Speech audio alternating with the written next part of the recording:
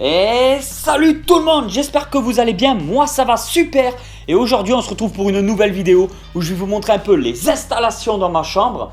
Quelques reptiles juste comme ça pour vous faire plaisir parce que je sais que vous adorez ça. J'espère que cette vidéo vous plaira. Je dois avouer que repasser à 2 vidéos par semaine me dérange vraiment beaucoup parce que je prenais énormément de plaisir à vous faire des vidéos du lundi au vendredi. Et j'aimerais bien le refaire peut-être 1 ou 2 mois dans l'année. Essayer de le faire quand je peux le faire parce que vraiment déjà ça m'a beaucoup aidé. Parce qu'il faut savoir que maintenant j'ai la liste, je sais vraiment les vidéos qui ont eu le plus de likes, les vidéos qui en ont eu du coup le moins, ceux qui ont eu le plus de commentaires, j'ai eu vos réactions, vous avez été super cool pendant tout le mois, j'ai fait quelques erreurs, j'avais des passages un peu plus difficiles, ça a été très difficile pour moi, autant au niveau du tournage que du montage, allier YouTube, vie privée et vie professionnelle, ça a été vraiment quelque chose, une expérience qu'il fallait que je fasse à tout prix, qui m'en a fait apprendre beaucoup sur vous, beaucoup sur moi et je vous en remercie parce que tout ça, c'est grâce à vous. Alors il faut savoir que je lis normalement tous vos commentaires mais il s'avère que j'ai une boîte de spam et il y a des commentaires en fait qui se mettent automatiquement dans les spams.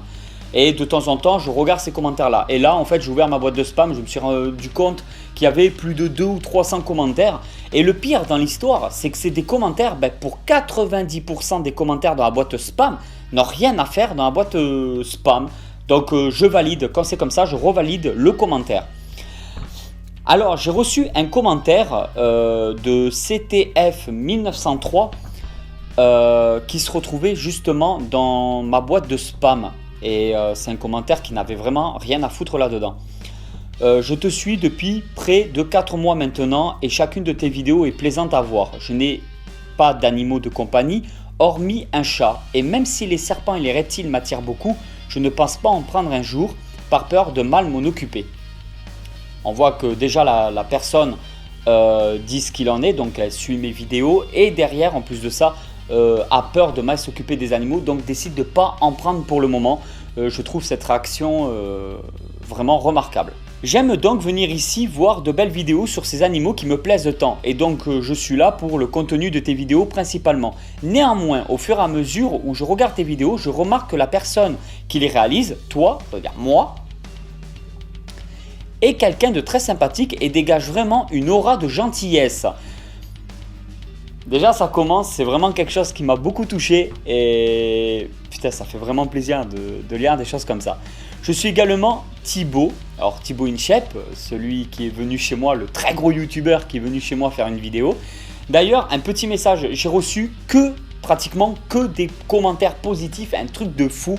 Tout le monde était super content, autant pour moi que pour vous. Parce que derrière ça vous permettait de me voir dans une vidéo de Thibaut, de voir Thibaut avec moi. C'est vrai que c'était une vidéo qui sortait de l'ordinaire.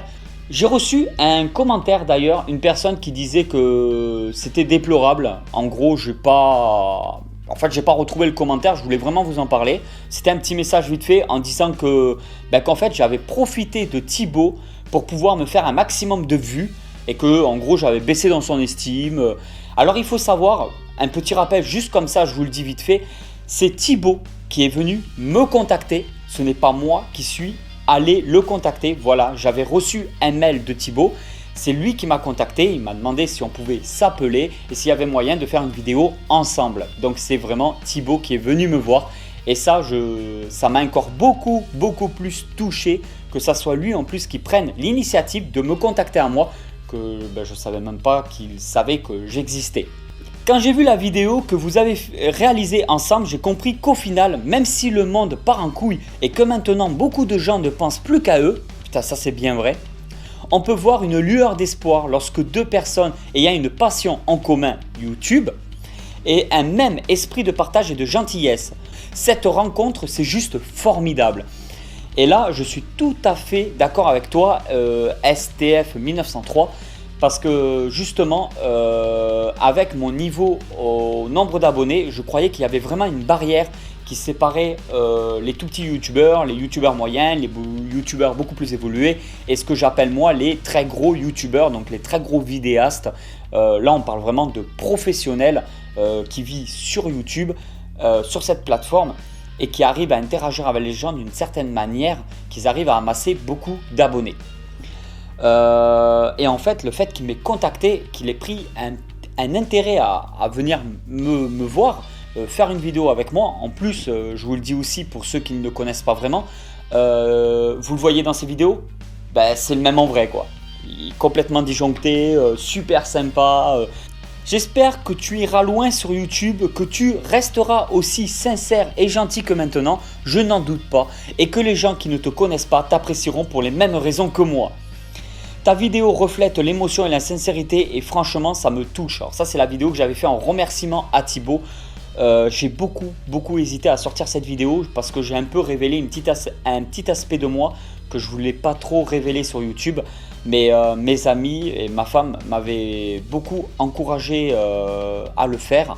Et du coup j'ai décidé de valider cette vidéo que je voulais pas vraiment sortir, et j'ai vu qu'en fin de compte elle a été très appréciée, que je croyais que ça serait le contraire justement, et même Thibaut avait répondu donc à cette vidéo. Ça m'a vraiment fait plaisir. Merci à toi, car tout comme Thibaut tu es quelqu'un de bien. De nos jours c'est rare, donc ça fait vraiment plaisir de te suivre. J'ai pris ce message là parce qu'en fait il s'est retrouvé dans les spams. Je n'ai pas compris pourquoi, donc je l'ai bien validé, je l'ai sorti des spams. Des messages comme ça j'en reçois vraiment très régulièrement et je ne peux pas m'amuser à vous les lire, mais je les lis, même si je ne réponds pas, même si des fois je ne mets pas le like ou le petit cœur donc du vidéaste. Je lis ces messages là, je les lis. Et vous n'avez pas ma réaction du coup en direct, mais ça fait vraiment trop plaisir, c'est un truc de malade. Et c'est ça qui me pousse toujours à vouloir aller plus loin, à toujours vouloir vous montrer plus, vous faire de plus en plus plaisir, parce que je me sens toujours de mon côté de plus en plus redevable. Je reçois très régulièrement des cadeaux. Alors, on me demande souvent de faire un compte Tipeee. Je sais qu'il y en a entre vous qui veulent me faire des dons. Je ne sais pas s'il y en a énormément, mais je sais que souvent, on m'écrit des messages en me disant « Est-ce que tu pourrais pas faire un compte Tipeee ou au moins me donner une adresse parce que j'aimerais te donner un peu d'argent, faire des dons ?» Et vous savez que je suis totalement contre l'argent. Par contre, quand je me déplace en bourse ou quand je fais des rencontres abonnés dans certains endroits, on me fait de temps en temps des petits cadeaux et c'est vrai que j'en parle pas dans mes vidéos.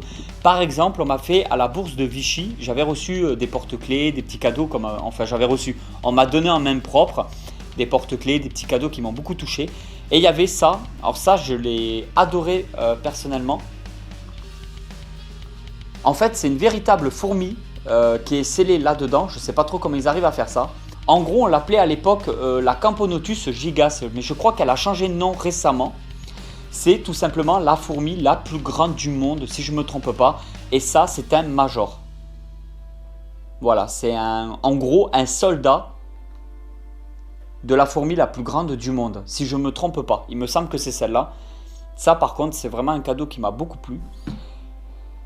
Et mon ami Nicolas, que vous commencez à connaître, que vous voyez régulièrement dans mes vidéos, m'a fait un cadeau qu'il a fabriqué lui-même qui m'a vraiment beaucoup plu. Voilà le cadeau. Snake Reptile. Alors il a respecté à la perfection l'écriture et le logo, donc avec le S et le serpent, justement. Alors voilà, c'est un boîtier en fait que je compte installer carrément à l'intérieur du terrarium de derrière. Et quand je ferai des vidéos, je l'allumerai. Alors il y a des LED à l'intérieur, je ne sais pas trop comment ça marche. Et voilà en gros, j'espère que vous allez bien voir. Voilà, je trouve ça magnifique. Alors la couleur, c'est vraiment le vert pomme comme je l'aime. Parce que, alors il ne faut pas oublier que, donc en fait le logo, c'est un abonné de ma chaîne qui l'avait créé à l'époque. Je ne sais pas s'il faut que je dise son nom, donc je ne le dirai pas, mais c'est un abonné, il se reconnaîtra et je le remercierai jamais assez pour avoir créé le logo en fait Snake Reptile. Donc là comme vous pouvez le voir, Snake Reptile. Donc en fait c'est lui qui a créé ce logo là, qui me l'a proposé. Et là ça a été un déclic dans ma tête, ça a été la révélation. J'ai dit oui, ça me plaît. Et nous voilà vite fait dans la pièce d'élevage. Ouais, j'ai le micro que je tiens comme ça, c'est un peu à l'arrache. Je vais vous montrer quelques petites bêtes du coup. Voici la Pixicéphalus qui a très bien grossi. Alors là elle n'a pas mangé depuis au moins 15 jours, donc je vais pas tarder à la renourrir. Parce qu'elle était enfouie dans le substrat, donc quand elle est dans le substrat je lui fous la paix. Là elle est sortie aller dans l'eau, d'ailleurs il va falloir que je nettoie sérieusement son bac d'eau. Pour ce qui est des Colionatus radiatus, alors en tout j'ai 3 portées, donc j'ai celle-ci qui a éclos. avec du coup 5 bébés sur 7. La deuxième qui devrait éclore d'ici une semaine à 15 jours et j'ai une dernière portée. Donc je me retrouve en fait avec 2 portées de 7 œufs et une portée de 5 œufs. Et on verra bien le total, ce que ça donne.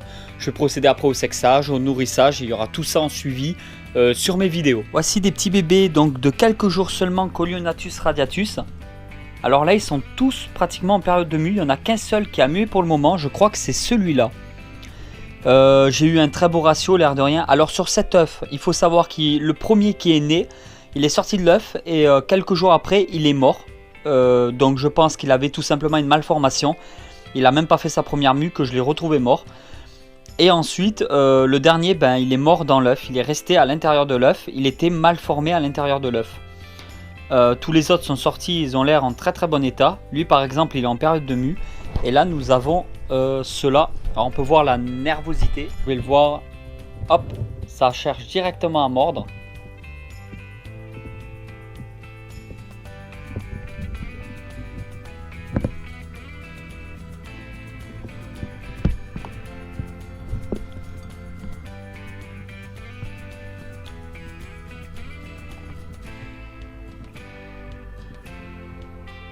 Un serpent qui se défend pas dans la nature, c'est un serpent mort. Comportement un petit peu comme un cobra.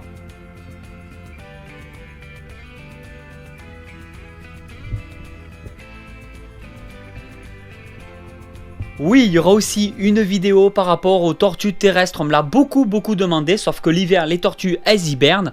Les beaux jours sont présents actuellement. Bon, à part aujourd'hui que je tourne, il pleut forcément. Mais sinon, il y a l'enclos extérieur. Il va vraiment falloir que je vous montre ça. Le nourrissage, mes petites tortues, on va les peser. On fera tout ça dans une prochaine vidéo. Ça arrivera très vite.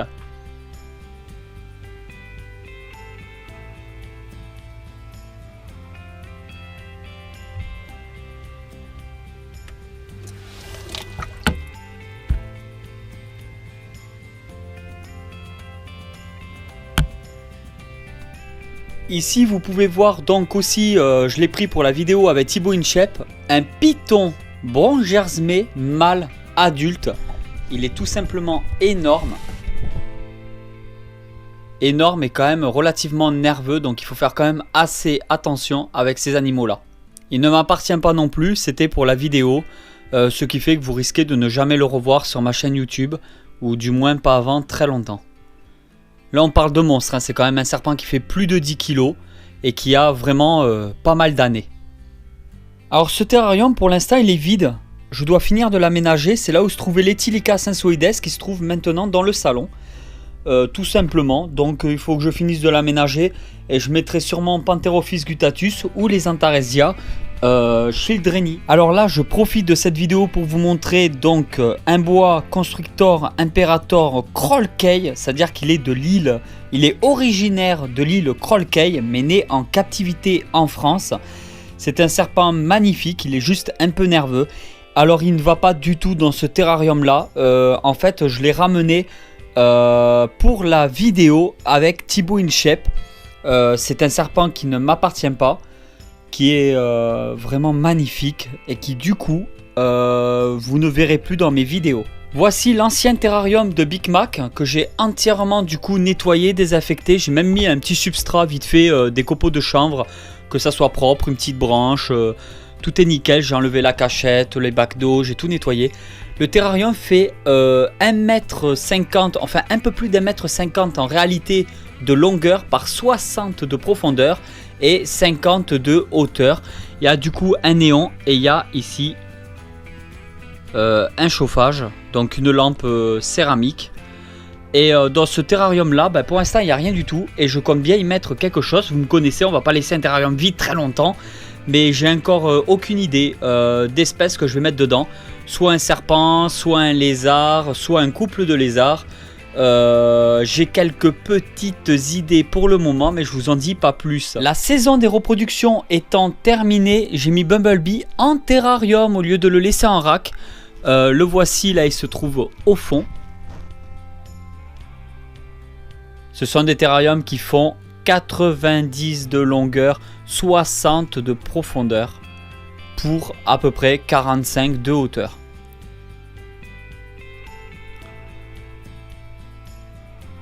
Ici, le couple d'Antaresia, on devrait normalement avoir une portée pour cette année, on l'espère.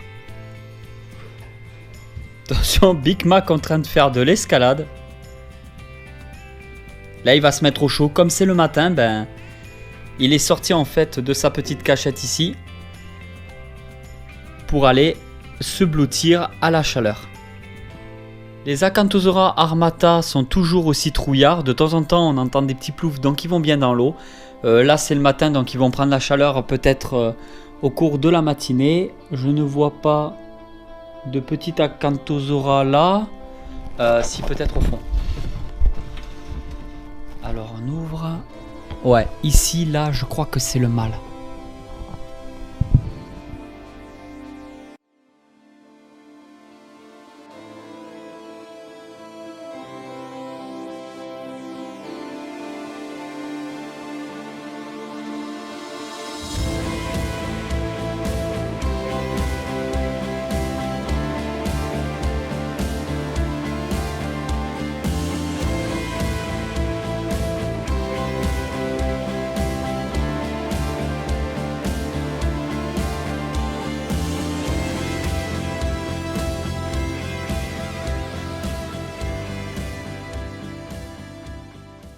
Surtout les petits varans des savanes, vous pouvez les vaporiser un petit peu.